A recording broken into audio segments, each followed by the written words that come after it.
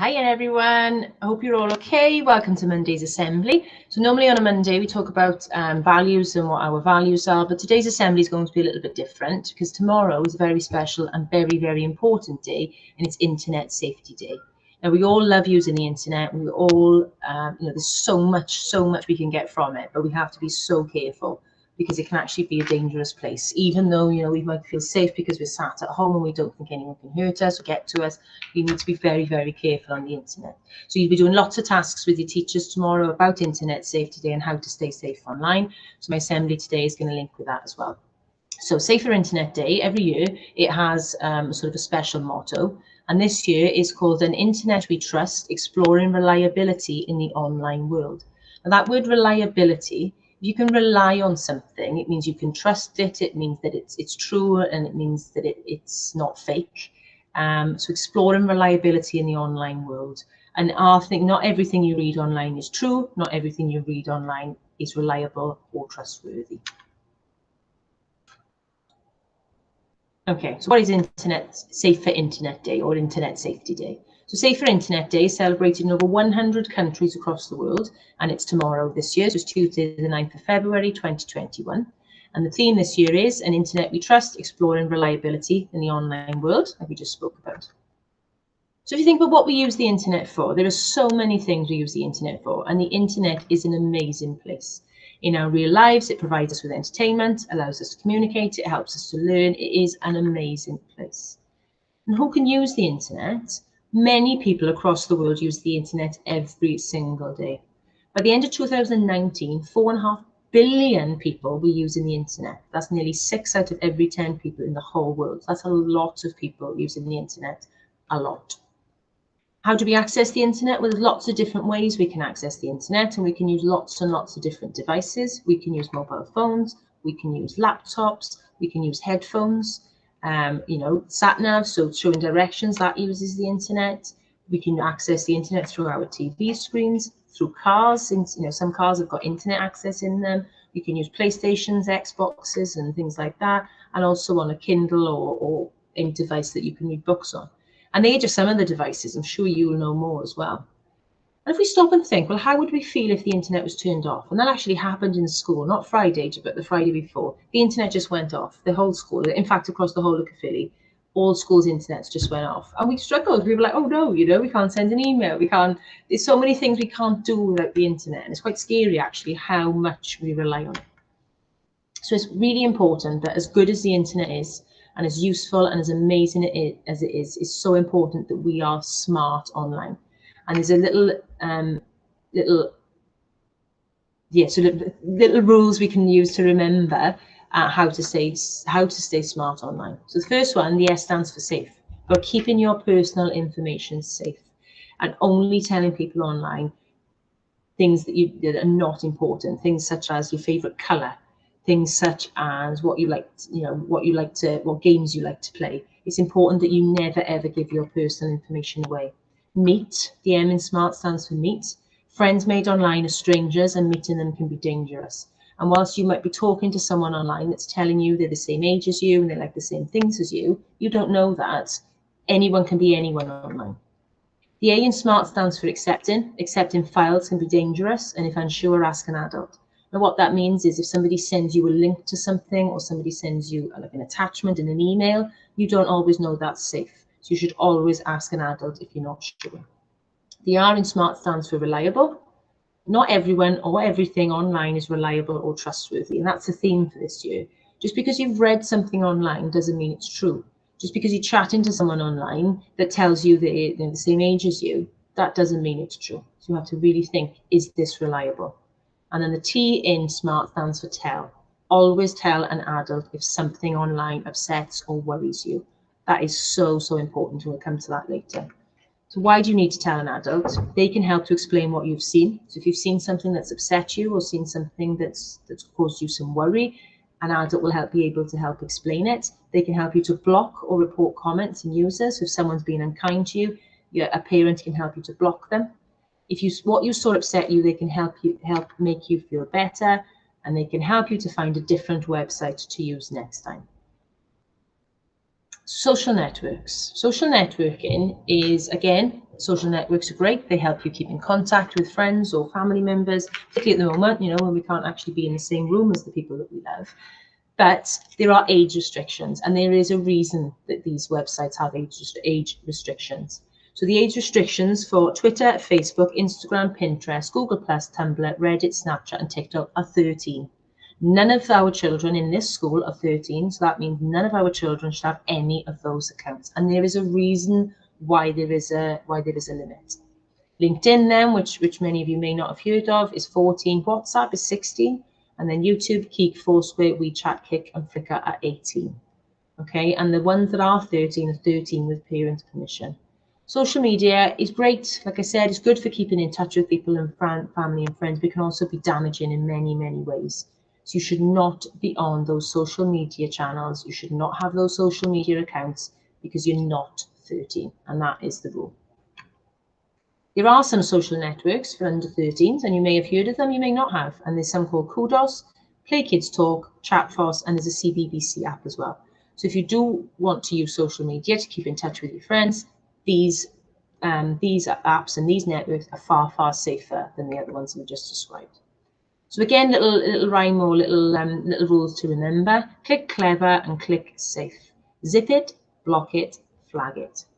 So zip it, really think twice about everything that you say online. Don't give away your real name, address, or even which school you go to, or which clubs you were in. Because if you tell someone which school you go to, they could find you. If you tell someone where you live, they could find you. They could use your name. Even posting a picture in your school uniform will give away what school you're in. You have to be really, really careful what you tell people online. And the best advice is don't tell them anything. Block it. If something looks odd, it probably is. Block and delete any emails from anyone you don't know.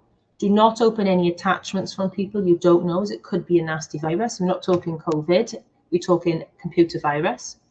If anyone sends you a nasty email or message, don't get into a discussion, just block them and tell an adult. And this applies to all devices that use the internet, any games consoles such as Xbox or PlayStations, or tablets such as iPads. And the last rule to remember is flag it. Flag up anything that is not right. And this means tell someone you trust. They might be able to help get something done about it. And these things might include cyberbullying. So if someone's being nasty to you online, or if you know that someone's being nasty to someone else online, tell an adult. If someone asks to meet you in real life, so an online friend asks you to meet you in real life, no, it's not safe, tell an adult. Anything that worries or upsets you, tell an adult. Anything you think might be illegal, tell an adult. We are here as adults to help you. So important that you keep us informed of things that are going on. So think about your online identity. Who are you online? Because unfortunately, you can be somebody different online, and some people take advantage of that. So when we go online, we have an online identity. This is information about ourselves, our likes, what we share, and how we talk to others. On some apps, we can make an avatar or a profile that other people online can see. And an avatar is, like you can see in that photo there, it's not a picture, it's not a photograph of someone, it's like a drawing or a computer drawing of someone. So have a think. What do you like to do online? Who likes to do the same or different? Is it okay for people to like different things online? What could we do to make the internet better? So have a think. I want you to stop during this week now, during Internet Safety Day tomorrow. What do you like to do online? Is it safe? Should you be doing it? Are you old enough to be doing it? Who likes to do the same or different? Just because your friends have all got a Facebook account or a TikTok account doesn't mean to say it's okay for you to have one. Is it okay for people to like different things online? Absolutely. Just like it's okay for people to like different things, you know, outside of the internet or outside of the house, it's absolutely okay for people to like to do different things online, as long as they're safe. And what can we do to make the internet better? What we need to do to make the internet better is to educate ourselves and increase our knowledge of how we can keep it safe. So an internet we trust. The theme this year asks us to think about how we can know what to trust online. We need to learn how we separate the facts from the fiction, so the fact from the fake. And how do we know if we can trust something online? So is it news or fake news? There are ways we can investigate if the information we read is fact or fiction. Because sometimes you might read something, well, anyone can put an article online, anyone can make a website and put, you know, a load of lies on it, but there are ways you can find out. The online world can influence, persuade, and manipulate our decisions and opinions, so it's important we find out what is fact and what is fiction. Sometimes fake news can even be harmful. So what can you do? Stop and think, who wrote this? Is this somebody I trust, or has this just been written by anybody? Investigate why it was written. Support your friends if fake news upsets them, and only share things you have checked are true. So if you see something online, think, oh my gosh, I've got to share that, quickly send it to a friend. Check that it's true before you share it. And there are ways we can investigate if the information we read is fact or fiction. Question what you see. If you see something online, don't automatically assume that it's true. Don't automatically assume that it's fact. Question it, stop and think, is this reliable? Is this trustworthy? And to do that, you can check other sources. You can go and see, well, are any other websites reporting the same information, for example? You can check in a book and check other things offline, or ask an adult for help. Ask if you're not sure. So have a think. What would you do in these scenarios? What would you do if you see an advert pop up saying you've won a prize? Stop, think. Is this reliable? Is this trustworthy? The answer is no. 9 times out of 10, well, nearly all the time, the answer is no. So don't click on it. It could be a virus. It could be someone trying to infect your computer. What would you do if you saw a link for a video to an amazing new football trick? If you're into football and you like learning football tricks, you might be keen to click it, but that link might not take you to a football trick. It could take you somewhere else. So if you're not sure, ask an adult to check. What would you do if someone you play games with online asks to meet you in person? Well, that's the M in SMART, isn't it? Meeting up, that's the rule. You should never, ever, ever arrange to meet someone in person that you talk to online. And if somebody asks you to meet, you tell an adult straight away. And that is so, so important. So important. Because you don't know who you're talking to. They could be anybody. So an internet we trust. Remember, question, check, and ask.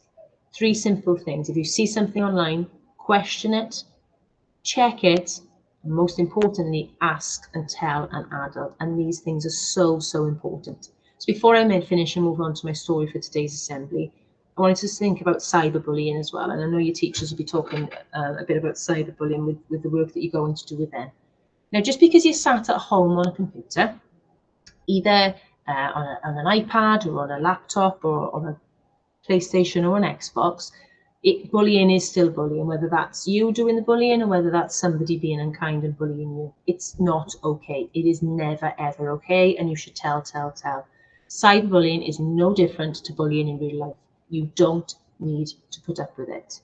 If someone says something that upsets you, tell someone you trust about it, such as a teacher or a parent, and block them. Block the bully. Remember that typing something nasty in a message to someone is just as upsetting as saying it to their face. Think before you send, and keep evidence to show your trusted adult. You might even need to do a screenshot. So if somebody sends something unkind to you, don't delete it straight away. Keep it, show it to a trusted adult so that adult can do something about it and help you with it. Okay, so those things are so, so important. As we said, the internet is a lovely place. Lovely place. There's lots on there we can do. It's an amazing, amazing invention, but we have to keep safe because that is so important. So I'm going to read you a story today that is a story you will be familiar with, but it's been adapted for internet safety. So it's been adapted into the modern world. And that story is Goldilocks. It's called a #cautionary tale. So as I said, you'll be familiar with Goldilocks, but you may not be familiar with this version of it. So see if you can think about what the differences are. So there was a girl with golden hair who used her mobile phone to share her photos and videos. No harm in that, you might suppose. At first she posted boring things, a selfie in her fairy wings, and looked for likes that didn't come. She couldn't count the ones from them. She thought as she lay wallowing, I must increase my following. But how can I attract a crowd? I know, I'll make them laugh out loud. And so she shared on Instagram her baby brother eating jam, all smothered in it, head to feet. Her friends adored it, #sweet. She shared a talking dog called Rover, Uncle Richard falling over. Farting ferrets, frisky rabbits, little kids with silly habits. Now her posts got lots of likes, her ginger kittens riding bikes, got over 50,000 hits. Goldilocks was thrilled to bits. But then her followers got bored of funny cats and they ignored her baby brother's latest antic. Goldilocks felt friendless, frantic.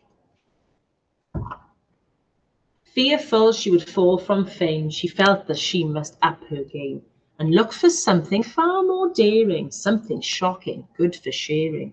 Off she skipped into a wood in which an empty cottage stood, and with a cheeky little grin, she took a selfie, breaking in. She videoed the table laid with bowls of porridge freshly made. She grabbed the smallest, ate the lot, and posted #piping hot. Then swinging on the tiny chair, it broke and flung her in the air. She didn't care, #fun. She filmed the damage that she'd done. Oh gosh, look. And she's filming all of this. I wonder what's upstairs, she said, and bounced from bed to bed, and then collapsing in a heap upon the smallish #sleep. But as she slept, 3 bears walked in. It's her, there's porridge on her chin. She's in my cot, cried Baby Bear. She ate my breakfast, broke my chair. The bears were such a scary sight that Goldilocks ran home in fright. But it was no good hiding there, for who come knocking? Daddy Bear. And Daddy Bear was not alone. A gruff policeman took her phone. He'd seen her posts and all the shares, which proved that she'd upset the bears. You must be punished for this crime, he said, and you must spend your time inside the bear's house sweeping floors, mending chairs and doing chores. All summer long she went each day, no time for phones, no time to play. Yet even when they set her free, her post lived on for all to see. And still it's everyone's belief that she's a horrid porridge thief who doesn't have a single friend. So please think twice before you send. So just remember, wherever you post on the internet, it's there forever. And it's part of your digital footprint. And even if you delete it, somebody may have saved it, somebody may have taken a screenshot of it. Just because it's on the internet and you've deleted it doesn't mean to say it's gone. So boys and girls, I want you to think really hard now this week about how you can keep yourself safe online and how you can help to keep your friends safe online or your family safe online as well. Because as we've said, internet is amazing. The internet is amazing, but we need to keep ourselves and each other safe. Have a lovely week, boys and girls. Lots and lots for us to think about there. And I know you'll be doing lots more thinking around this with your teachers tomorrow. So have a lovely week, boys and girls. I shall see you later on in the week for our celebration assembly. Take care, everyone. Bye.